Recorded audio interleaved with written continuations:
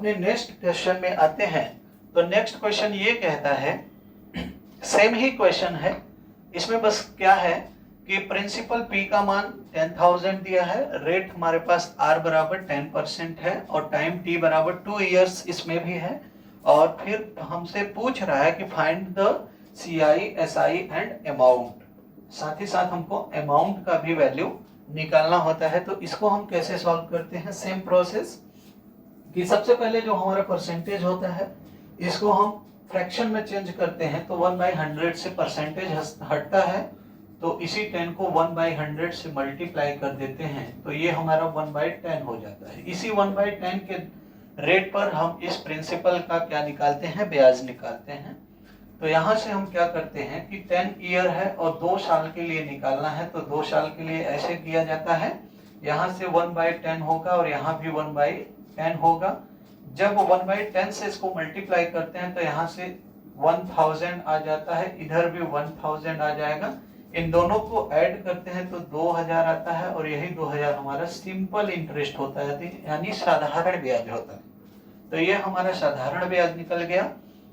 अब इसी के केस में जब हम ब्याज पर ब्याज लेते हैं तो हमारा कंपाउंड इंटरेस्ट होता है, यानी चक्रवृद्धि ब्याज होता है।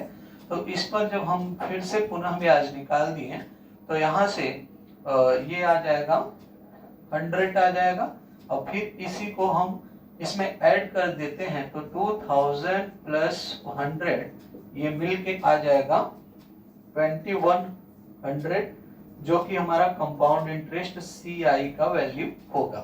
तो यहाँ से SI निकल गया, CI निकल गया। और जैसा कि आप जानते हैं कि जो अमाउंट का फार्मूला होता है, ये अमाउंट बराबर होता है कि प्रिंसिपल प्लस में CI। तो जब प्रिंसिपल यहां पर कितना दिया है 10,000 प्लस जो CI है, वो CI कहां पर है, यहां पर हम निकाले हैं, इसको ऐड कर देंगे तो ये हमारा अमाउंट निकल के आ जाएगा 0 0 1 2 12,100। ये हमारा अमाउंट A का वैल्यू आ गया। तो इस तरीके के क्वेश्चंस को इस तरीके से हम सॉल्व करते हैं। अगर किसी 2 इयर्स के लिए प्रिंसिपल दिया रहे, रेट दिया रहे और साथ ही साथ CI, SI और अमाउंट अगर पूछे तो हम उसको इस तरीके से फाइंड आउट करते हैं। वंस अगेन हम इस क्वेश्चंस को रिपीट करते हैं।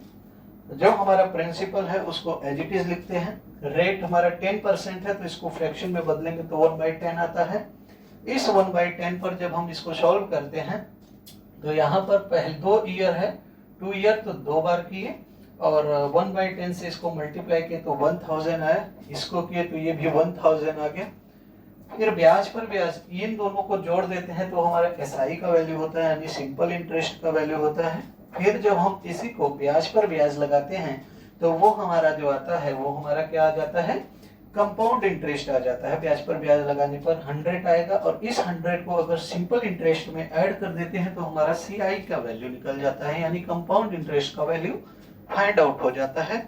फिर उसके बाद हम अमाउंट निकालते हैं तो जो अमाउंट का वैल्यू होता है वो हो जाता है प्रिंसिपल प्लस CI। तो यहाँ पर प्रिंसिपल का वैल्यू 10,000 ऑलरेडी गिवन था, उस 10,000 में हम 2100 को ऐड कर देते हैं तो इसके बाद जो हमारा अमाउंट आता है वो 12,100 रुपए।